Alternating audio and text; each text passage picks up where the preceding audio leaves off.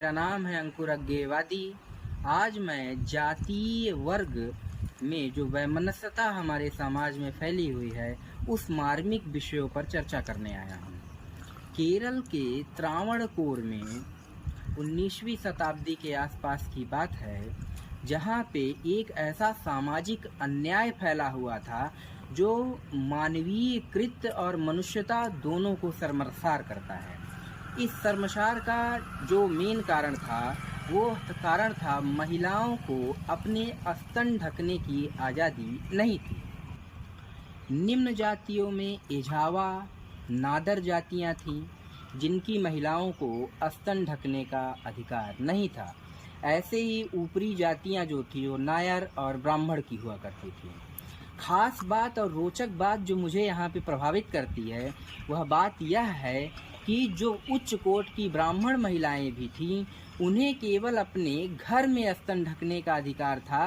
सामाजिक दृष्टिकोण से बाहरी जगहों पर उन्हें भी अपने स्तन ढकने के अधिकार नहीं थे। तो चेरथला में एक ऐसी घटना घटती है। नांगेली नाम की एक महिला ने त्रस्त आकर सामाजिक कुरीतियाँ, सामाजिक बहिष्कार, इन सारी चीज़ों से परेशान होकर उसने अपने स्तन काट कर वहाँ के अधिकारियों को भेंट कर दिया, जिस वजह से उसकी मृत्यु हो गई। और केरल के त्रावणकोर में एक ऐसा आंदोलन ने जन्म लिया जिसे चन्नार विद्रोह के नाम से जाना जाता है। 2016 में सीबीएसई बोर्ड और अन्य पुस्तकों से चन्नार विद्रोह को हटा दिया गया और कुछ तथाकथित दक्षिणपंथियों का ये भी मानना है कि केरल राज्य का जो भौगोलिक परिदृश्य है वो गर्म वातावरण से परिदृश्य है। लेकिन आज के समाज के हिसाब से या 19वीं सदी के समाज के हिसाब से यह कितनी बड़ी अमानवीय घटना थी जिसमें व्यक्ति को अपने शरीर के अंगों को ढकने के लिए भी टैक्स पे करना पड़ता रहा हो।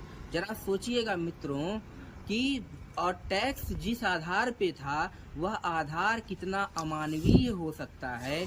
उसका एक उदाहरण है कि जिस महिला के जितने बड़े ब्रेस्ट होंगे, स्तन होंगे, उस आधार पर उसको टैक्स देना पड़ता था, कर देना पड़ता था।